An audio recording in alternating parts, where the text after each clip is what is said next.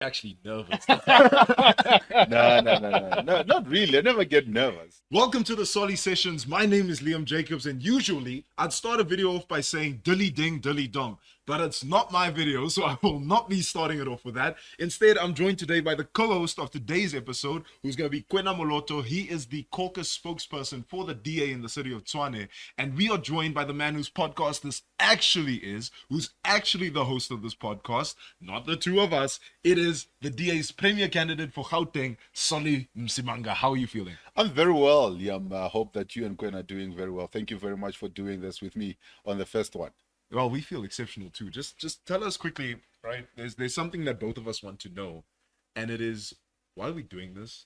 Why do we have a podcast in the first place? Well, I think we need to move with time as we engage with the world. The world is hungry for information, information that is not, masked or somehow filtered through certain layers, to drive a certain narrative. We want to tell our story.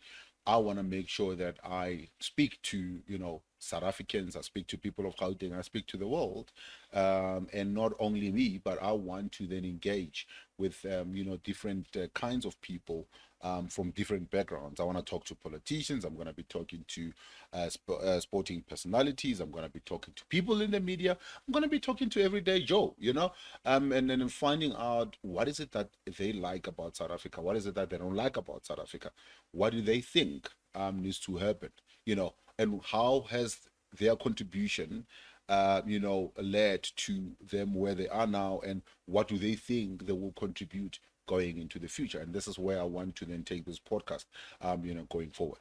So look, I look at him and I see everyday Joe. I look at myself and I see everyday Joe. But I don't know, Quinn, like for me it's a thing of like, I feel like there's more everyday Joes than there are, personalities. Yeah. Than Yeah. people that Yeah. we Yeah. hold in high 100%. regard. Yeah, like there's more of us than there are of anyone else. Yeah. You know what I'm saying? So like I think really it's something that we really want to be out there. It's the fact that there's more people that speak like this than there are people who speak in a certain way. You know what I'm saying?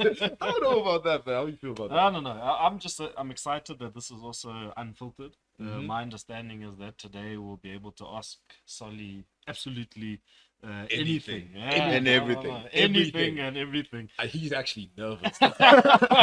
No, not really. I never get nervous. Then I have my drink, that is, non-alcoholic, by the way, none of you. Yeah. But the intention going forward is to have people relax. I mean, if you're a celebrity or if you're just an everyday Joe that wants to come and have a drink with me, whatever your choice of drink will be, we'll make sure that we accommodate people. But yeah, as you were saying, Liam, the whole idea is to then engage with everyday people. The reason why I mention, the celebrities is that I also want, the world to then know, have an understanding that, the same fears that you and me as an everyday person have is the same fears that, a politician, a musician, a billionaire, millionaire will have, are the same fears. Where is the country going? Are we going in the right direction? Are we not going in the right direction? I want to talk to people beyond the DA. I want to talk to people who give me a perspective from the other side. So it might be, maybe I might get somebody from the EFF to come and give their side. Maybe, I'm not sure. I might be able to then talk to somebody from the ANC. You might want to repossess your entire set. Well, probably, but the whole idea is to then engage with a whole spectrum of people from across a variety of backgrounds and say, well, look, would you want to then have an engagement? Would you then share your thoughts? I want to hear from a gogo who's raised kids, selling in the streets, who's selling fruits and vegetables in the street, and then hear how they've made it and how things have changed, while they were raising kids to where things are right now, because as I'm going and campaigning, these are things that I pick up. They're stories that I hear, and the world is not hearing, and I want that to be shared, across this platform that we are starting here today, and then people must engage. I want to talk to some analysts and talk to them beyond what they are paid to then do is analyzing, a storyline or whatever the case may be. I want them to talk to where they see us at and where they see us going, and what they would contribute, if they had an opportunity to then contribute. I think for me, that is, an angle that I want to then take with this podcast. Hopefully, it becomes a podcast that is able to then attract a whole lot of people, starts a whole lot of conversations, gets to share information that is most probably not known by everybody, but at least gets to get people talking, and that's what I want to achieve. Like things that we otherwise wouldn't know. Yeah. I think it's important to note that we won't pay any of the analysts 17 million rand. Yeah. Fully. We won't be giving them anything. Okay, we won't be swinging that. We don't swing that way. No. Bring the ANC in here to talk to you. I think we're gonna have to fill this couch with a bit more money. Like I'm gonna be sitting like this. Thanks to you boys. The whole idea is also to, to get people to converse. There might be debates, here and there, but you want people to converse. You want people to speak about their fears, but also to speak about their hopes. As I said earlier on, it can be political debates that might take place, but you also want to have a situation where people can talk about what is a person who has to leave Hammanskraal early in the morning, to get onto a taxi or get onto a bus to go and work and then come back late, while the children are already sleeping, and at the end of the month not even bring enough money. What does that mean, for them? What does it mean to a man who is sitting in Sandton, who wants to then invest in South Africa but has those fears? What does it mean to a journalist who wants to write realities about South Africa but also has that thing in their conscience to then say, I don't want to depress South Africans by always reporting on the negative. Are we having enough positive stories that we can find and be able to then put out there? These are the kind of things that I want to have a mix of.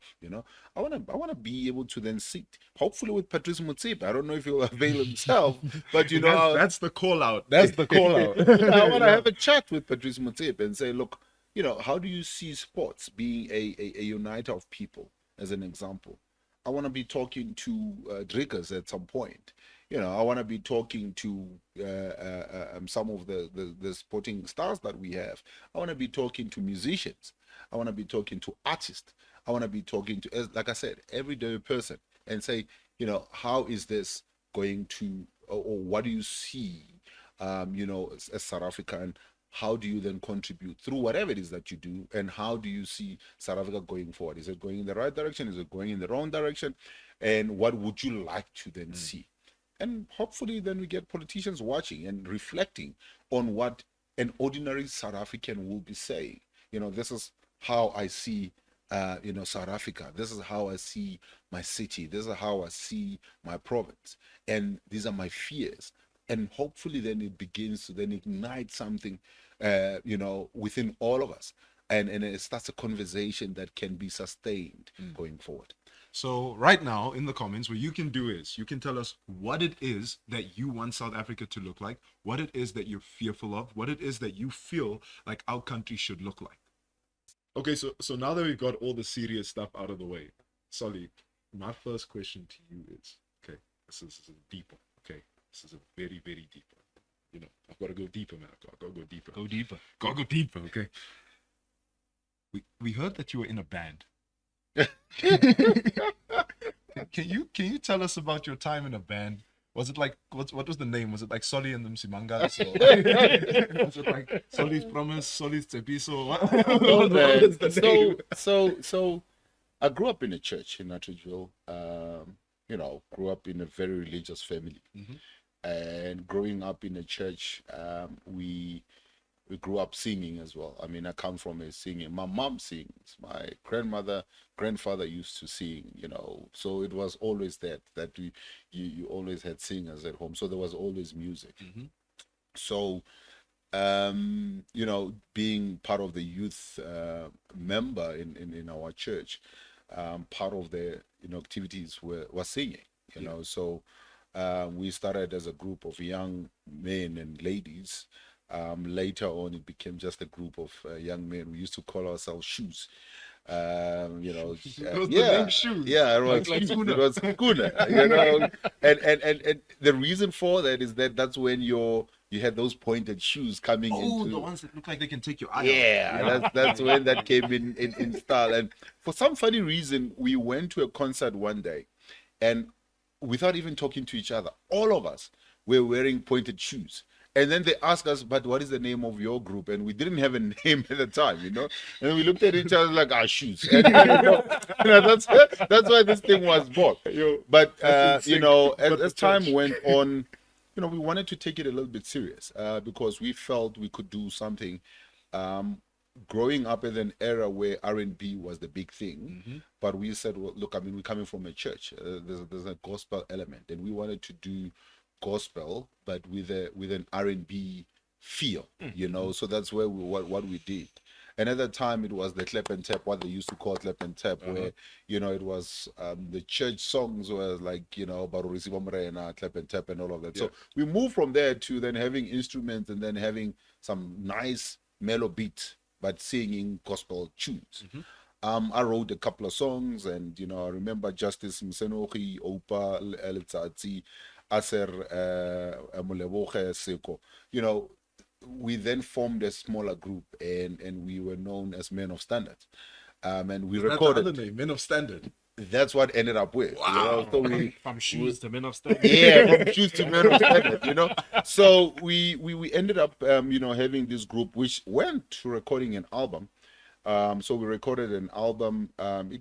We didn't know, about the industry back then.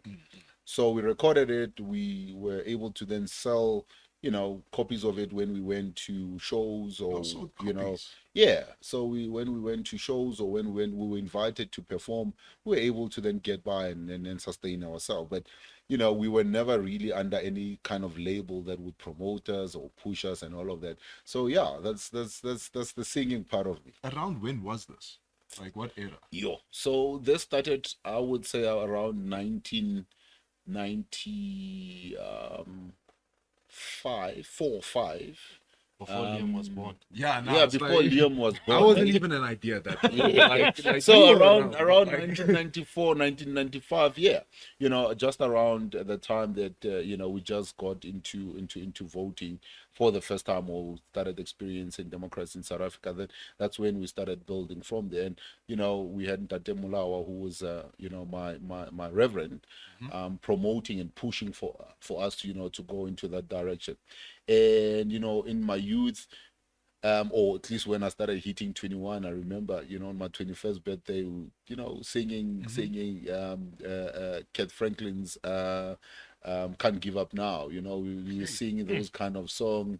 Do you want a revolution? Yeah, those kind of things. And that's where we were at that time, and then we built from there. And I think at that time we were still able to then keep a lot of young people who then also came after us off drugs, off streets, Through music. because music and also drama, because the late Sabata was a good friend, was ANC, but a good friend, where we ended up doing drama and keeping Tabang, Sabata, quite a number of guys who we belong in a drama group, and then we kept a lot of young people off of drugs, off of streets. So this is something that growing up we were really dealing with.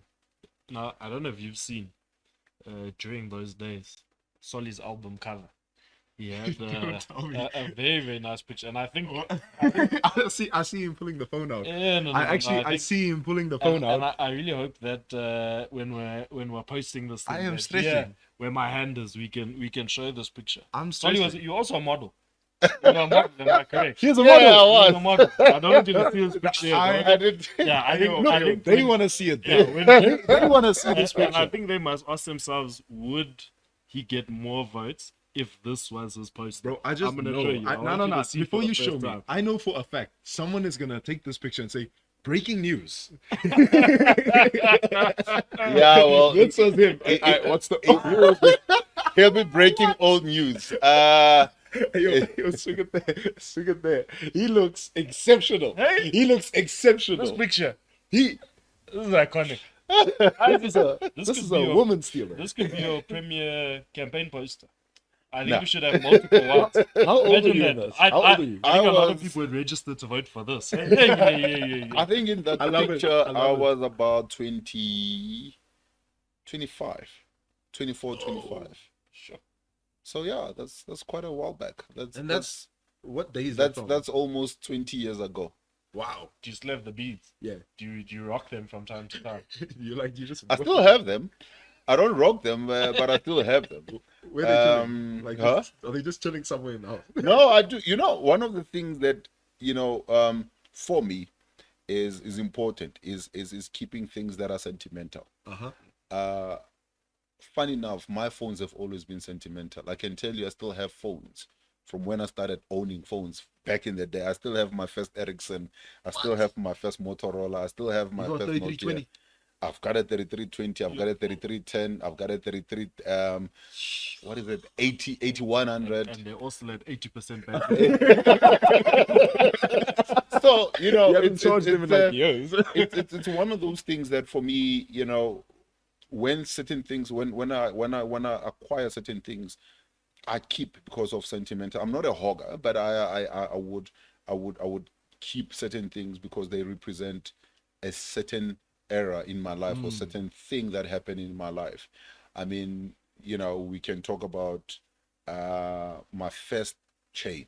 So back in the day, as part of the youth program, we were taken to a program called Gem Ellie. You wouldn't know anything about it before your time.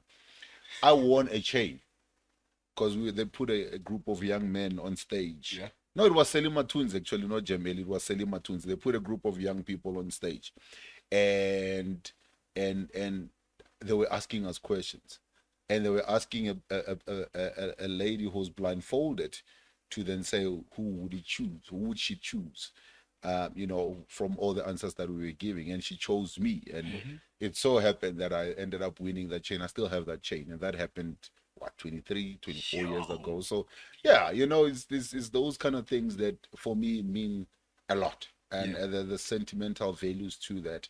And yeah, you then take it from there and then say, well, this is what I have. So that those beads are still there, if you're asking, because for me, I remember what it represented. It represented at that time, we thought that we were going to take music, gospel music in South Africa to another level.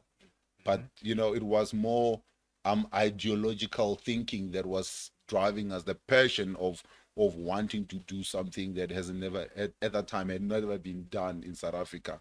And then obviously then later on you learn of groups like Avante that was coming up at that time, and I was like, okay, so but they were more popular because then they had producers, they had marketing companies that were helping with them. But yeah. But what's funny for me?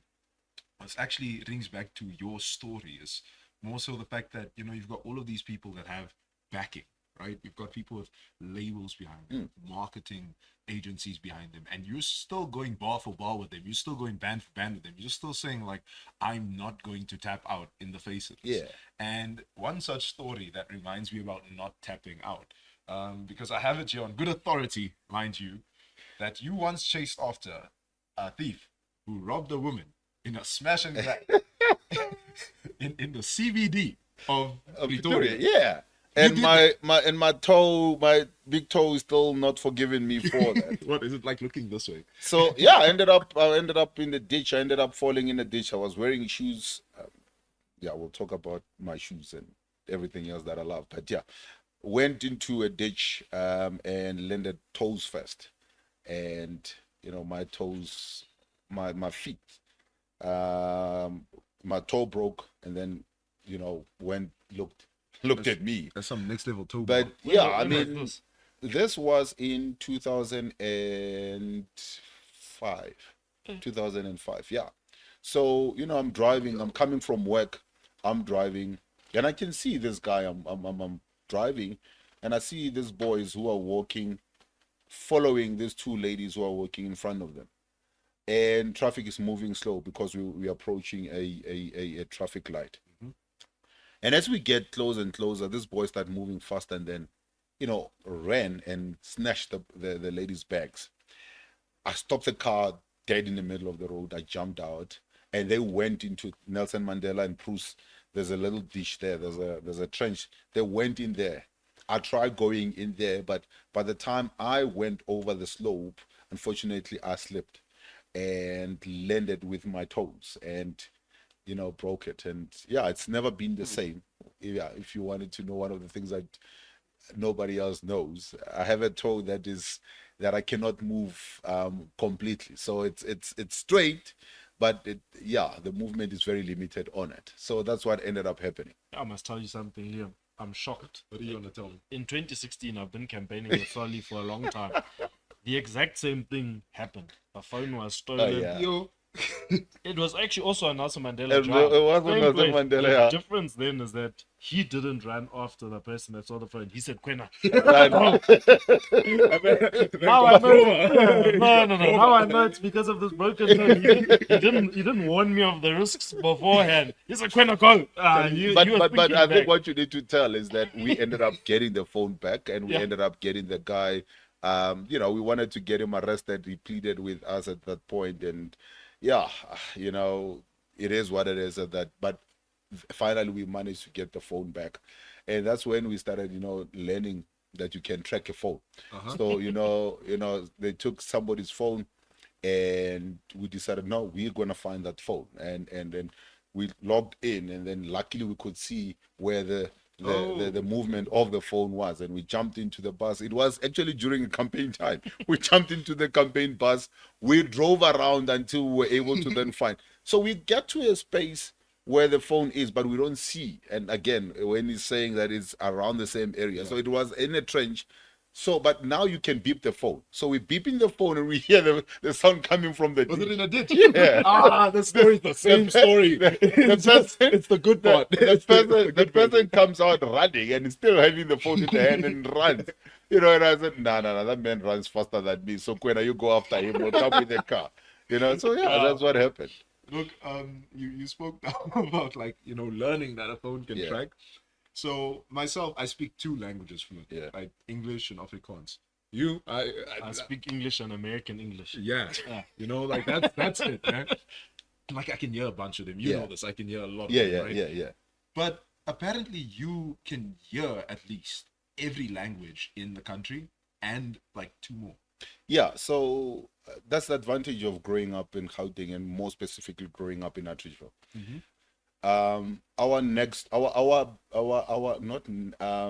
Our immediate neighbor in the back was Venda, and even next door was Venda, Makwini and Mamboni. They were both Venda. And next door we had Ndade Chiliz, who was married to a Tsonga woman, so they were speaking Tsonga. The kids Potakalani were speaking Tsonga there.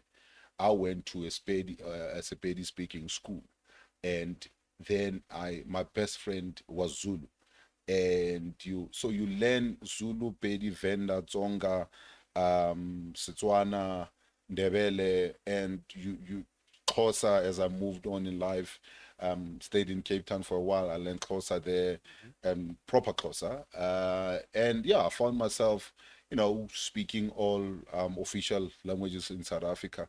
But having had an opportunity to travel, and I've always been able to pick up on languages and had a curiosity around languages, and that's how I learned. And I was married to my late wife, Monde, who then the family spoke Lozi.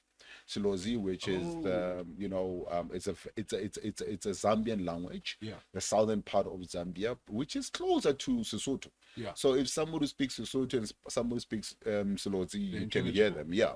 And then you also then learned a bit of Bemba, while you at it, while I was traveling between here and Zambia and her being here as well. So the South African languages plus those. And I've been able to pick up on a bit of Shona as well. So I wish I can learn more. It's Wakanaka. It's fine, yeah. Zwakanaka. Yeah. In 2016, we always knew when you didn't want us to listen to what you were saying. In the bus, in that core team, people understood every language except for Venda. So when you switch to Venda on the phone, we all sat there like, hey, we don't know. It was on, Papa. It was on. We don't know. Oh, When the yeah. conversation started like that, it was off for everyone else. Yeah. No, but I think that was the beauty of growing where we grew up, and for me that was really diversity, and it was not just the language, it was different cultures, learning different cultures. You know, one of my friends growing up is one of the first guys that I knew who stayed in the suburb, a black person who stayed in the suburb, because was a boy adopted by a white man, pure a black child adopted by a white man. And I used to then go and spend some time with them, you know, and I could see and learn the differences, you know, in terms of culture from where we come from, Kokasi versus what was happening in this house, and how, you know, certain things were the same and certain things were different. And this is something that I've carried with me. And this is why I've always said, you know, you can see race and want to then use race to segregate people and divide people and say, you must think this way, you must behave that way. But I see it as say, well, you know, yes, I might be different in terms of color to you. I might come from a different background, but there are certain things that also are very much uniform between what you do, what I do, what I think, and what you think. You know, irrespective of whatever race that you might be coming from, irrespective of whatever background that you might be coming from. And that, for me, I think that is what has always implanted that seed to then say, don't ever think that as a black person you're supposed to be thinking that way, or as a white person the white person thinks that way, or a colored person thinks this way. So, you know, for me it that's when it started. Then I think it broadened you know, my understanding. An opportunity to travel the world as well has actually broadened my understanding and my appreciation about, you know, different cultures, different races, different call it religious beliefs, and this is why I will stand for anybody and for everybody. You know, I will stand against a racist, whether it's a black racist or whether it's a white racist. I will stand. And people say, well, you can't have black racists. I said, nah. You haven't had some of the conversations that, you know, we hear, and we have to then stand up and say, but you're no different to the person that you are now accusing of, you know. So those are the kind of things that for me has really sort of shaped and informed my outlook in life. You know, it's having had that upbringing and having had the exposure to the world where I've been able to then learn and pick up all these things. And yeah, you might think that it started off with the language. Yes, it's a language and it's a culture. Then it's understanding, you know, how people live on the other end. It also is about how people experience the world, you know, from different angles. That might be you know, that might be very different to where you're experiencing it. So, you know, you say all of this, and my thing that I'm hearing out of all of this, and it's a question that I really want to pose to you. There's a lot of people that say because you are a certain race, you have to think a certain way. I mean, I get it a lot. You know, you're colored, so therefore you're supposed to say X, Y, and Z. That's not the case. I'm a person first. So, what do you make of when, you know, you get politicians that center their entire politics on race and their entire outlook on what South Africa should be on race? What do you make of that, especially in light of something as crucial and important as diversity in a country such as South Africa? Look, I think South Africa has experienced a very bad history, and we have to understand and appreciate that. The South African history has been that of racial segregation, have been the marginalization of a particular race. And, you know, people might want to then argue to then say it was one race against the other. I would want to then argue it was evil people of a particular race, not every single person. Because if you look at it, there were people of, you know, of a white race who were standing up at that particular point in time and say, but hang on, what you're doing is wrong. You know, so it is never really. And by the way, there were some black people who were happy to then tell on black people, Yeah. and say, well, you know, he's an impimpi, he's a this, he's a that, and then you have people that would be killed and murdered. So I think on both ends, you realize that there were good people, there are bad people. So that's why I can never ever buy into this belief or into this saying that there is a bad race. There's no such a thing as a bad race. There are bad people, there are good people. There are people who want to then stereotype other people, which I don't agree with. When people say that you know, black people cannot lead, I have a fundamental a difference with that, because of what people within the ANC, and you heard me correct, people within the ANC who have dragged the whole organization to the ground, because they've allowed a culture to infiltrate a noble organization that existed into a corrupt, directionless organization that it is now. And I'm calling it that now because if you were to ask them, you'd always talk about renewal. Yeah. But tell us, what is the plan? What is the strategy towards renewal? There's none, because it's now a culture that has inculcated itself in terms of get close to power or get close to those that are holding power. That's your quickest way to get in reach, and therefore you lose your way. And when you try to then have to be the voice of reason within the organization, you are going to be stumbled down, or you're going to be quietened down, and then you end up with a situation where it's just free for all. But what I would want to then say is, for me, I've always looked at people as individuals. I've always looked at people and said, even if you are within an organization, you must be able to voice your opinion. You must be able to then say, just because I am black doesn't mean that I have to then be stereotyped into this kind of thinking. Just because I am white doesn't mean that I have to be thinking this way or have to be behaving this way. I had an argument with, I think it was about 19 years ago, with a colleague, and it was because of their upbringing. Believe that as a white person that they were superior to me as a black person, and I could take then an offense. But guess what you do? I invited that person. I said, well, can I invite you to come and see? I will debate you on any issue that you want to then take up, but I want you to come and see where I live, how I'm raising my kids, or at that time I didn't have, but how I'm raising a family that I want to then raise. And we became the best of friends with that person, because it had to then deal with what they'd been told. What they'd been told is reality about he, and what you grew up knowing then contradicted each other. So it's that opportunity that we have to then say, am I able to then reach out to this person without me getting angry, without me wanting to bash this person's head? Can I get to then teaching this person, who am I as a person? And you might find that this person, the indoctrination that had actually taken place can actually be changed by you, giving yourself the space.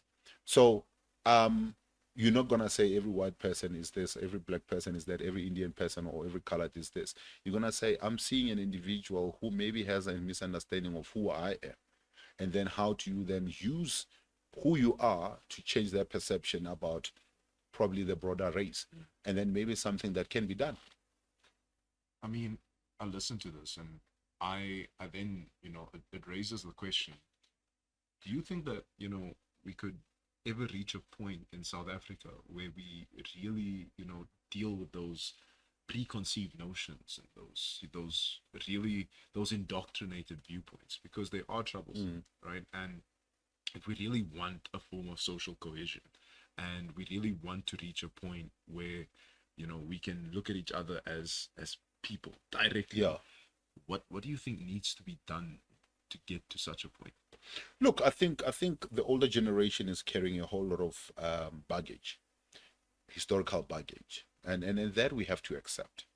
There are people who live through a very traumatic period. I mean, I remember when I joined the DA, my uncle wouldn't talk to me, as an example. He talked to you now? Yeah. When I joined those years ago, 2 decades ago, when I joined the DA, my uncle stopped talking to me because my uncle also come from the freedom fighter background. Ooh. So, he was there. He understands, he was part of it. Was he the one And at Eastwoods with us the other day? no, not that one. Not that one. Not that one. But it's coming from that background and taking years for him to come into acceptance of who I am and what I wanted to achieve, and him literally then, as we go, seeing what was happening in South Africa and saying, you know what, you started seeing something that I didn't see. And you need to understand that it's not everybody who will see things your way immediately when you see them that way. And sometimes it will take time. Sometimes people will go forever not seeing things that way. And also having an understanding that if you're looking at the history from which we come from, there are people who might never, ever, ever change their mind about certain things. And you have to accept that. But the question that we should be asking is, what are we teaching the now generation and the next generation? Are we teaching them better, or are we teaching them to hang on to certain things and to be like, if you are this, you must be thinking that, if you are that, you must be thinking that? And I've had a number of examples, where I felt I needed to say something. I remember one time I was flying, I can't remember where I was flying to, but I was at the airport and I'm walking, and there's this little white little white boy who was screaming, to the mother, and the mother pointed at a black guy and says, "If you don't stop it, I'm gonna get him to come and eat you." She said that. Yes. To eat. No, yeah, and I mean, Yo. that was said. I think it shocked me to the core. Yeah. I turned and walked to that lady. I said, "You don't do that, because you're teaching your child to then say that is a monster that he needs to be scared of." He's growing up thinking that this is what needs to happen, right? So that is one example. Another example is, when I had, we had a braai with a couple of friends. Now we're sitting at a friend's place and we're having a braai with a couple of friends. And this guy is talking about how we should kill a certain race. And just because we are of the same race, he thinks that all of us will be comfortable with that conversation. Like as in off. Like yeah, like, it says no, but I mean, it's Go a on. lot of us. Maybe we must start then going one by one, blah blah blah. one by one. Yeah, and I was like, really? And you think that is a conversation that we should be having? And what are you teaching your children? If you can comfortably sit here, and just because we are of the same race, you think that all of us are comfortable saying that, it means that these are conversations that you're comfortable as well saying, things that you're saying to your children. And that for me becomes a problem. Yeah. Because it then says that we also now dripping poisons into the next generation. And this is going to be a perpetual thing, which shouldn't be. Yeah. You want to get to a stage where your child sees somebody else as a fellow human being, first of all. Second of all, sees that person, sees Kwena, doesn't see a particular race, doesn't see Kwena as a boy who comes from this area, but sees Kwena. Just for him. See Just what he him is. for what it is. And I think as a father I can say I'm proud when I asked my son who told me he was going on a date one time, and he mentioned somebody, the lady's name who he was going on a date with, and I looked at him, and that name, surely that was not a black person's name, and I said, "What race is he?" He says, "Human." Hey. And that for me said is I have an answer.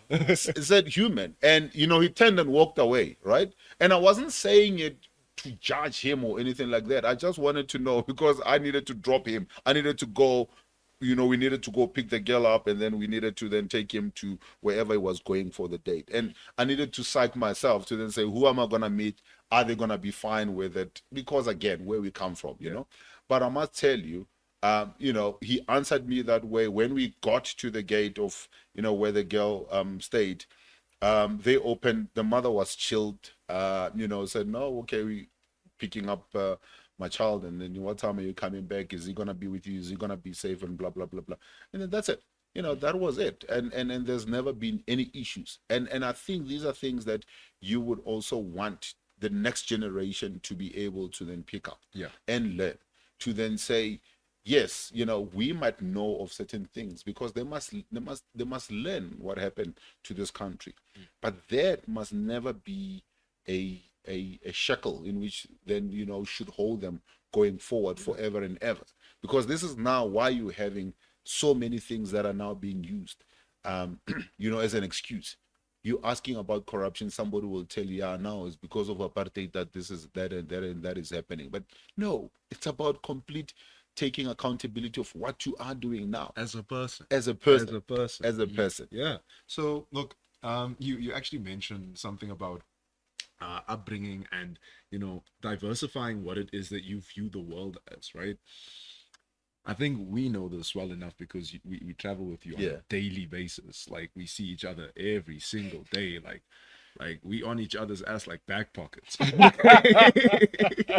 Okay, so with that, maybe when I'm you guys are me. you're okay? Body man, you there all the time. That's what a body man is, right? But you see, the thing is, with that, you've basically then got the diversification of your music taste, right? Solly, I've seen you go from gospel music, to ek wil huis toe gaan, na mama toe. And he went lyric for lyric. He said na mama toe. He said that. Okay, he knows where to go, and he knows that it's a bokkie. Wat van aan? But hey, that's good. Right? Yeah, but then we went bar for bar once on Luther Vandross. We were there. It's never too much, never too much. Like, I'm dead serious. He goes bar for bar on that, right? So I want to know then, like, where did that come from? Why, like, how do you listen? How do you have an ear for all of these things? Where does this come from? Well, I wish I can play one clip with my we'll mom. get copyright strike. With my mom singing, right? And that has always been there. As I said, I come from a religious home, but also a very musical home, right? So you would know, man, come Sunday, after church and everything, the soul session. You guys talking about the soul Sunday, soul sessions now? No, we've been having it. It's been a thing. Man. I grew up where, there used to be jazz at Atteridgeville. So you're talking about Miles Davis. You're talking about David Sanborn. You're talking about the jazz legends that were there. And you're talking about Boom Mama, Miriam Makeba. I mean, you listen to my mom singing Miriam Makeba's song or singing Yvonne Chaka Chaka's song. It warmed your heart, man. And so we grew up there. We grew up there where music was an everyday thing. And this is why, even up to today, I still play music on vinyls. I have vinyls. I collect actual vinyls. Vinyl. Yeah, I collect music. I play vinyls. I listen to music on vinyls. It's a big CD if you don't know. Is it because I'm turning 23? Is that what it is? It's like a big CD that does it have like that different has sides? Can you put it on shuffle? Yeah. You have side A, side B, and you can actually say which track you start counting the thick lines, and that's where your track lines are. So that is what we call a vinyl. So damaged a generation. Still listen to that, and still have some of the old vinyls. I mean, I still listen to Miriam Makeba, and this is why when we have events and we go on stage, one of my favorite songs is Not Yet Uhuru. By Mama Letambuli, that's your theme song. Yeah, that is my theme song. Yeah. I think that was somehow prophetic. Mm-hmm. That I could listen to my mom singing it at that time, but it didn't really punch like it's punching now to me, because right now I'm listening to it and it says Bakhona banya bagit basibona sesikhululekile. So there are those who are seeing us free. But Umshesha Pantu Utin is not yet Uhuru, So we're not free yet. We're not there yet. Slale Mukukwini, we're still sleeping in shacks. We're still struggling. The economy is not really creating the jobs that we need created. That for me says a lot. It was said back then, and it's the reality of so many South Africans right now To this day. to this day. Yeah. And I used to listen growing up. We listened to Blondie Makhele, Mzwakhe Mbuli. We listened to and people say, but you diversified in your music. Yeah, I grew up listening to Trombi. You wouldn't know anything about that. And now I'm laughing. It's like, it sounds familiar, eh? Yeah. But there's nothing. So, I've been nodding we would this whole listen to time. yeah. Yeah. we would listen to Asi, who comes your what? Your Your God. Yeah, that. From Yeah, I Little know. Schuster and all of that. So those were the kind of things that I listened to. It formed, or it helped to shape my appreciation of music, and to a degree, it also made me to realize that music also had such great power.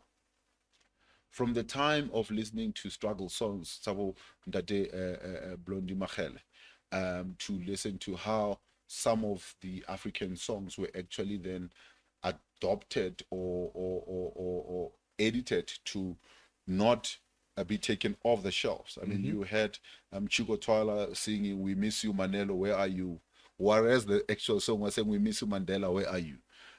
Papa is crying, "We miss you." So When are they you coming? changed the songs Yeah, to yeah, change the meaning yeah, so yeah, that people yeah. don't know what they're actually saying. But people understood. People who were listening to those songs understood what these things meant, and that was the power of music. Yeah. You listen to a song like "We Are the World," where you had the stars of the world coming together and singing "We Are the World." You had I was listening to one record of late, actually, or what is it? It's a slap or change. I can't remember the song, but it was an American song about ending apartheid in South Africa. Those are the kind of songs that when I listened to it, it had informed a lot about my upbringing. And my appreciation for music, whether it's gospel, listening to Dade Dube, Benjamin Dube, listening to to the tunes and numbers of the day, Rebecca Malope back in the day, Vuyo Mukwena, listening to the Mighty Clouds of Joy, because those were songs you wouldn't know anything about that. Yeah, like So it's Mighty blank Clouds in of my Joy, ears. those were the things that we grew up on, and we were listening to that, and we would sing those songs in church. On Father's Day, remember singing Ricardo's song, "I Love You, Daddy." Oh, Daddy. Those are the things that we grew up listening to and informed. Why, as you were saying, I could jump from, a Suki song to And a Soki. And you would actually and I Soki. can Yeah, actually yeah. Suki that. Yeah, I have somebody who, if she gets an opportunity, she wouldn't, stop if we were to start. Come, let's Soki. And Party trick. yeah, it's a party trick, But yeah, I think for me it was, those things that or those things that really inform who I am, Yeah. where I come from, and helps me with understanding and appreciating different cultures. So my understanding and appreciation of different cultures is not only the language, it's not only the religion. It goes to music, it goes to the food. And I know that one of you wanted to ask me about that, and you can. How we move from food to music to church to synagogue to the traditional, those that believe in the ancestors, Yeah. worshiping and beliefs. I have an understanding and appreciation of all of that.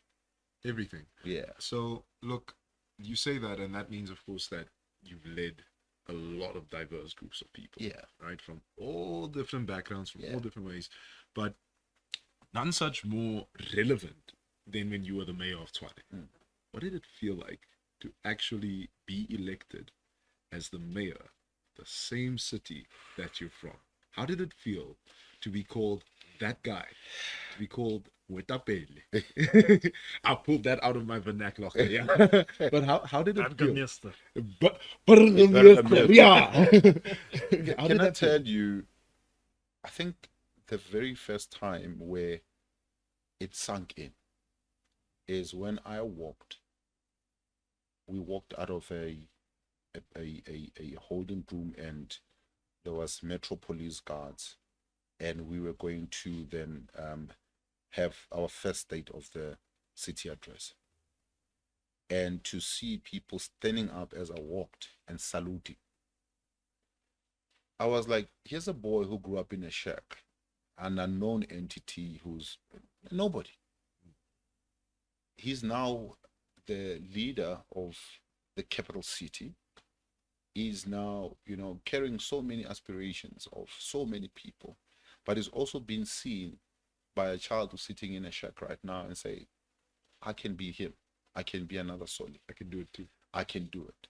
So for me, that was that point when it sunk in. And it also said to me there was a lot of responsibility that is on my shoulder. And when we got into government, I said to the team, look, we are going to do something that has never been done before in the history of our democracy, outside of what we've done in Cape Town and in the Western Cape. We were going to take a metro, of significance, and then say, how do we then turn it around to what we want it to be? And I said to the guys, it's not going to be an easy thing to do. It's going to be, especially looking at what we inherited at that time. Yeah. You no money at that time, projects left, right, and center that you couldn't make heads or tails of. People that are in your office that are openly working against you. So that's what you inherited. Yeah. You got all of that. Yeah. Because I feel like a lot of the time when we talk about, Tshwane and your time there, we don't mention the fact that there was no money. No, there was no money. We don't mention this. There was no money in the city. There were, the Auditor General at that time, spoke about projects that were started and left halfway there. Mm-hmm. That one is in, the infant stages. That one was abandoned while, facing completion. That one is something that you have to then scrap and start from scratch. And you inherit all these things, and you're looking at contracts that you now have to deal with. I mean, I remember looking at one contract that we were paying 5 million rand a day for doing absolutely nothing. 5 million rand a day. We were looking at 960 people that were in the mayor's office that we couldn't account for. We were looking at vehicles, municipal vehicles that were hidden in plots in Pretoria North that we went and discovered, and vehicles were hidden, and because there was somebody or some people were benefiting from renting vehicles, for the municipality. So there was a whole lot of mess. Yeah.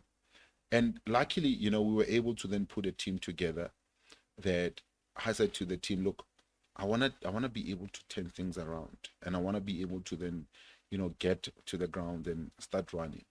It was very difficult because initially you would have people who would not even allow you to go into certain areas. I remember we went to Winterveld, and a councillor arranged that people stone us while we were there. That was actually premeditated. Yeah. Wow. Yeah. And the person was there laughing. Laughing. Like laughing at you getting stoned. Yeah. Yo. And we were there to listen to the communities and say, how do we work together to turn things around? Mm-hmm. Fast forward a year later, we were able to then stop the bleeding financially. We were able to then start track our vehicles. We were able to start putting systems together that ensured that we were able to then know where each and every of our vehicles was at.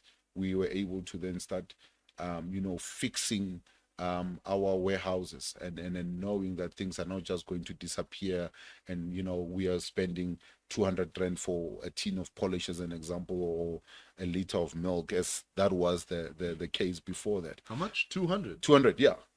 For polish. literally for a tin, a tin of polish, shoe polish. 200. Yeah. Any 10,000 rand buckets. So But look, I mean, we were finding some of these things as we were going. We were finding A these 10K things. bucket.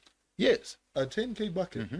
20-liter That's a Gucci capacity. yeah, Yeah. Tembisa Hospital. Tembisa Hospital. You know, these are things that we've found out of late now. Yeah. But I think back then, I said to the team, look, it's these things that we have to then stop. And I then also went as far as to then say, we are not going to practice killer deployment.